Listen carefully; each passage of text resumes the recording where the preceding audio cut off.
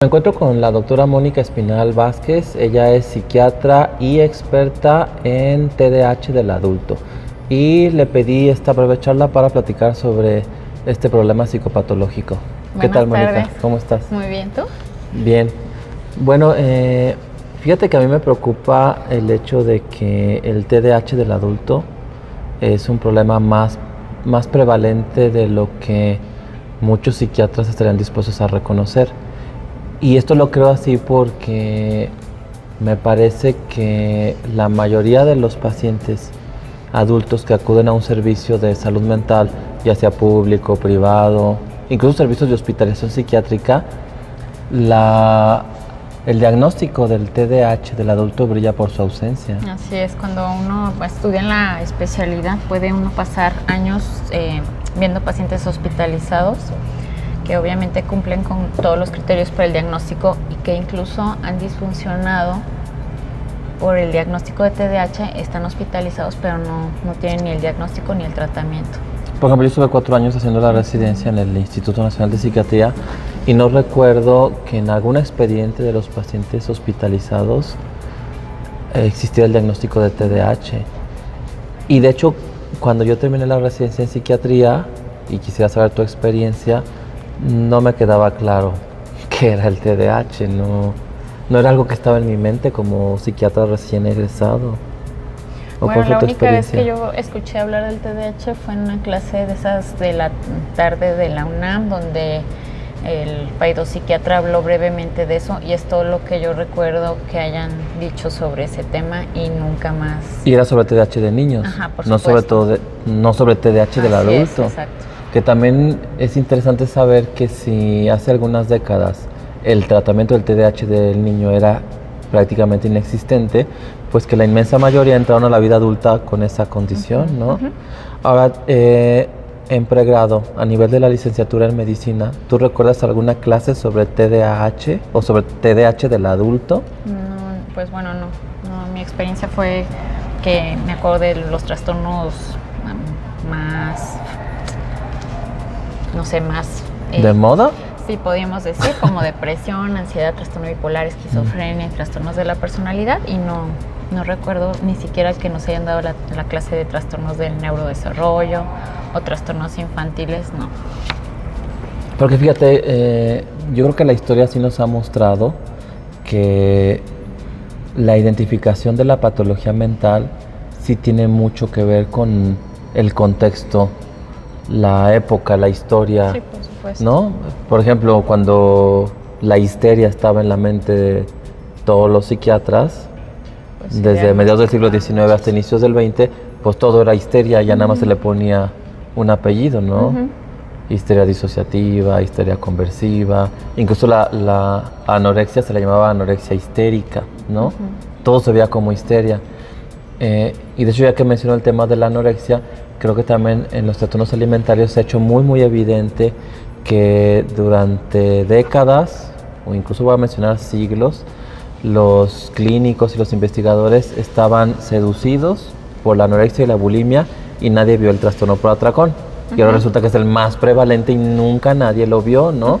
Entonces me pregunto, ¿no estará pasando algo parecido con el TDAH? Es decir, que pues no está en la mente de los psiquiatras, entonces pues no se está identificando, y que a lo mejor en un futuro no muy lejano, no sé, 1 o 2 décadas, luego nos sorprendamos de que resulte que buenos estudios epidemiológicos nos digan, no, pues el trastorno mental más frecuente en el adulto es el TDAH, y que viendo hacia atrás, digamos, pues nunca nadie lo vio, ¿no? O pensaban que era un problema de niños.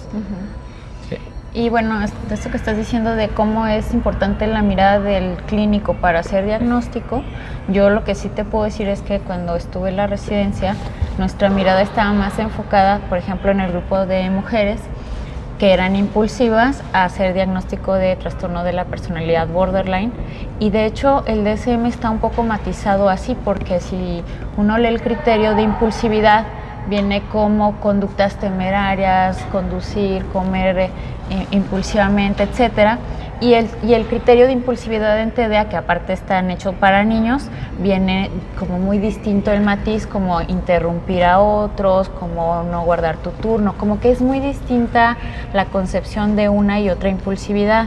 Entonces esa impulsividad como de cortarte, etcétera, te hace hacia un diagnóstico más de personalidad cuando bien pudiera ser un trastorno por déficit de atención. Sí, yo también había pensado eso, que posiblemente muchos pacientes con trastorno límite de personalidad en realidad tienen TDAH. Y aquí el problema es que el clínico diga, bueno, pues tiene una respuesta muy tórpida a los tratamientos porque pues ya sabemos cómo son los trastornos de personalidad y que no se cuestione de, caray, ¿no será que no está mejorando porque el diagnóstico es incorrecto? O puede tener ambas cosas. E incluso si tiene ambas cosas, pudiera ser que el TDAH es el diagnóstico principal y el más grave, y el trastorno límite el que por estar en mente de los clínicos eclipsa el diagnóstico principal y digas, no es una paciente border, y no. Porque fíjate que yo creo, no sé si haya investigación sobre eso, que así como al llegar a la vida adulta los síntomas de hiperactividad y de impulsividad se van atenuando un poco, o el adulto aprende a controlarlos, pero queda el déficit de atención. Me da la impresión de que la impulsividad queda latente y sale en momentos de crisis. Así es, de ansiedad. Entonces ahí se dispara y entonces, mira, es la impulsividad de una paciente border. Así es. No será la impulsividad de un paciente adulto con TDAH y que la impulsividad quedó latente y ya nomás le cayó la chispa y explotó. Y fíjate que esto que también se menciona historialmente de muchos de las patologías resistentes al tratamiento, ¿no? Por ejemplo, una depresión resistente al tratamiento.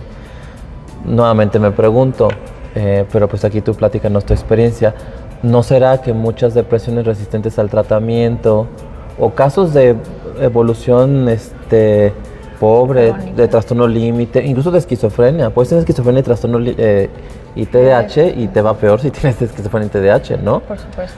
Pero ¿no será que mientras el clínico está pensando, mira, estoy ante un caso de depresión resistente, ¿no será depresión y TDAH? Y que no estás tratando entonces esa condición que hasta bien podría ser el tronco.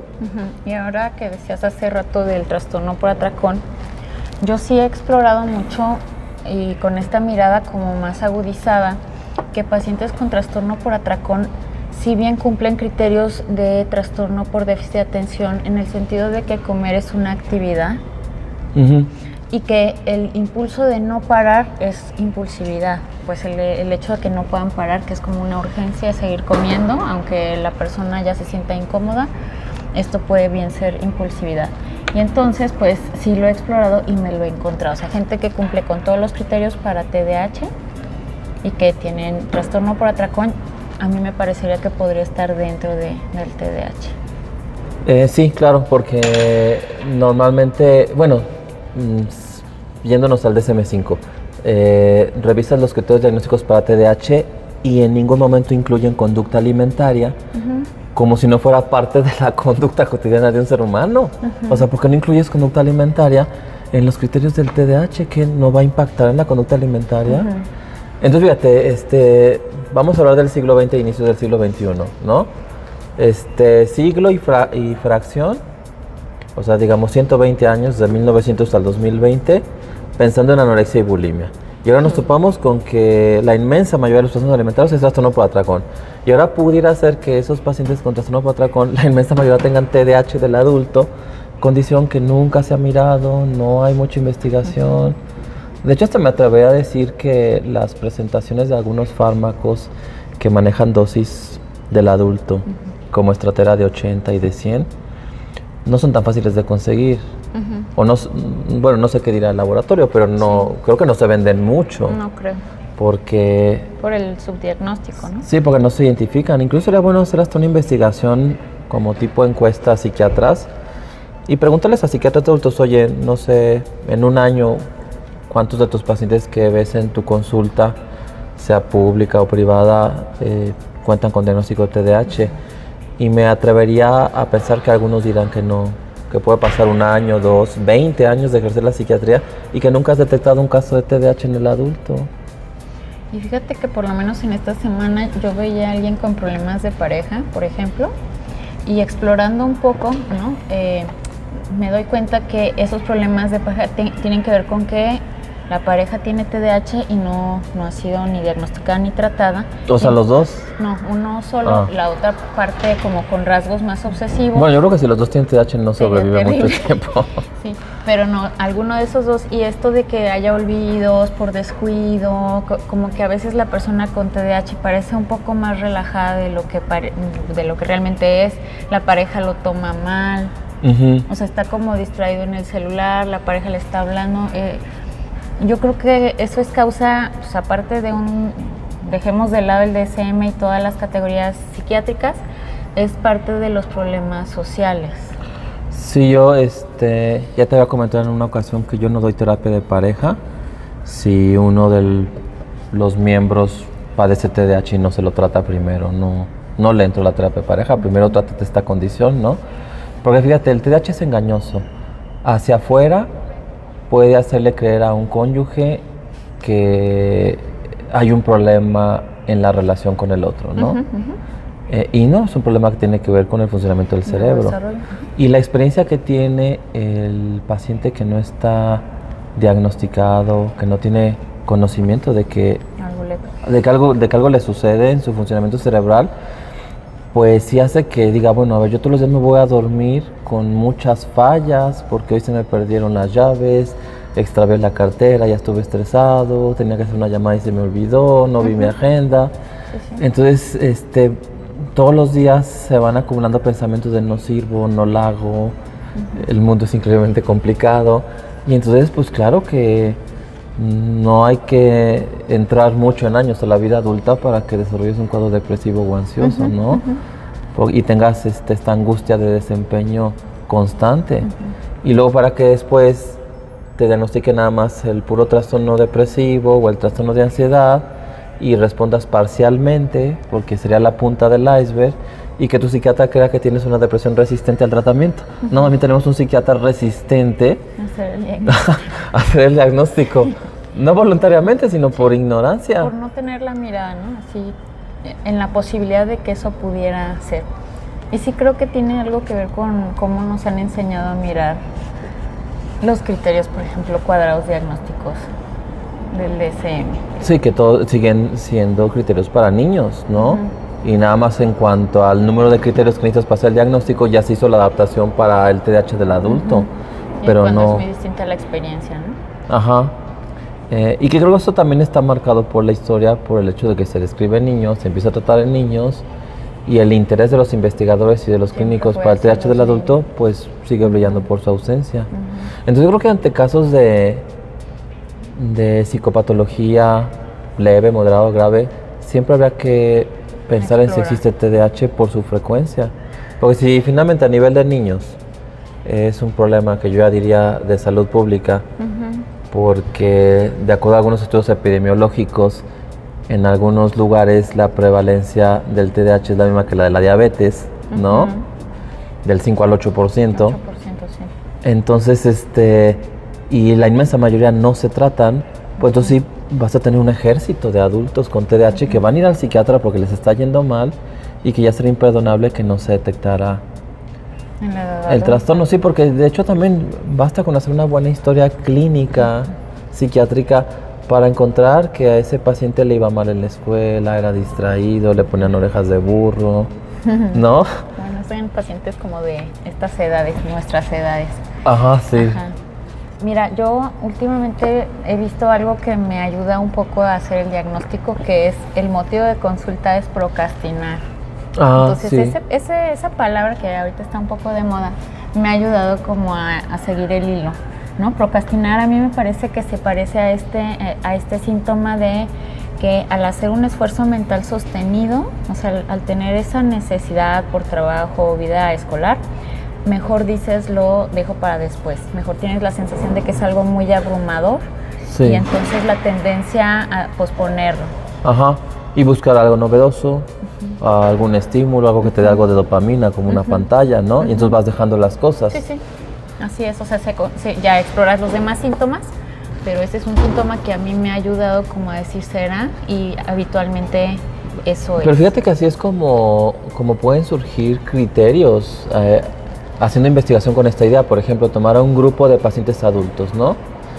Y si ellos acuden al psiquiatra y dentro del motivo de consulta está la procrastinación, que a mí también me ha tocado ver adultos que lo mencionan mucho dentro de los síntomas que tienen, decir, a ver, si el paciente refiere a procrastinación, ¿cuántos tienen TDAH del adulto? Ya haciendo una buena evaluación, ¿no?